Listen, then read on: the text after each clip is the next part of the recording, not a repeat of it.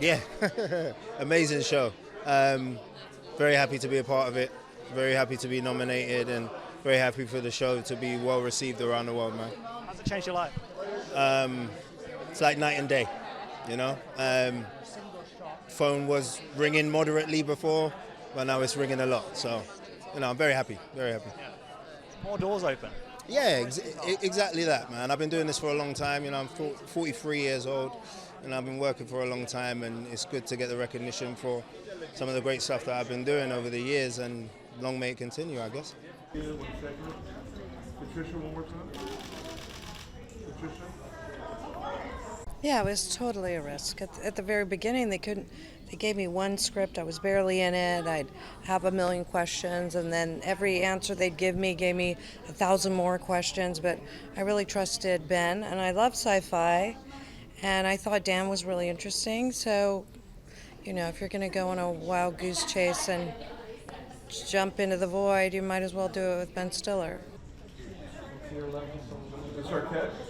On your left side. The show's so visual, right? I feel like it's such a huge part of it. So, like, when you read the script, did it make sense? You know what I mean? You didn't read that kind of. It was really exciting to show up and see the stage, the hallways, the way that it visually looked, the MDR floor, and see that green carpet and those cubicles and that whole kind of setup. You got a very excited feeling, but it wasn't in the script like that. Like, it wasn't spelled out like that. Yes, the cubicles were written in there, but you didn't really have a strong that kind of idea. And Jeremy did an amazing job designing it, and also Ben, and I trusted Ben, and also our DP, Jessica, because we'd worked on Dannemora, which has such a different aesthetic, but the way she moves her camera and the way that her and Ben have this kind of shorthand communication about, structure, composition of shots and things like that. I love Severance. I have to give it to Jenner, her beautiful little face. It's really risky, and a lot of times in the second season, people really dial it back. They feel like they've kind of figured out their language for the show and their visual, where the first season was very interior and the second season was very exterior, and you learned a lot about different characters. So it just took a lot of risk, and I really appreciated that. Do it one more time. This is my first job.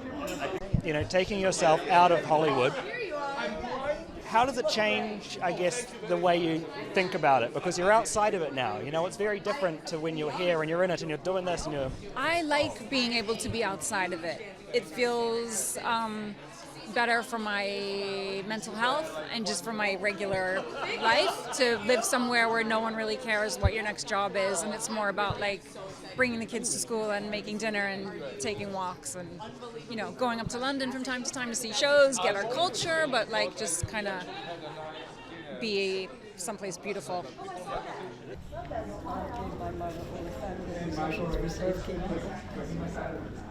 Huh. No, I wouldn't say that. It's interesting. I think it's a marathon, not a race, this business.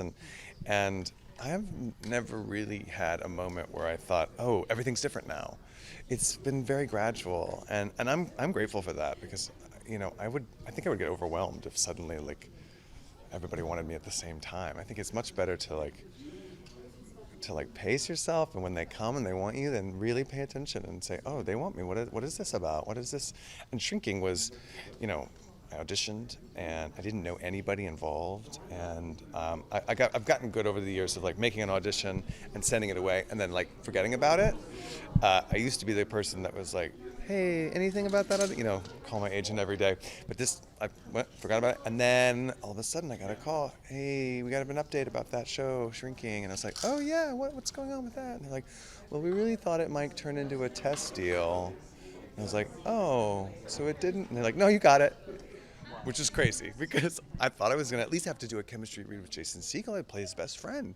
But no. So that was really special to get.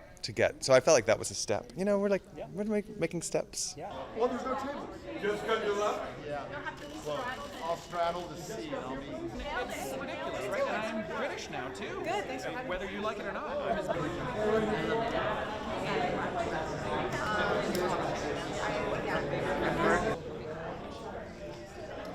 Promote your right side also.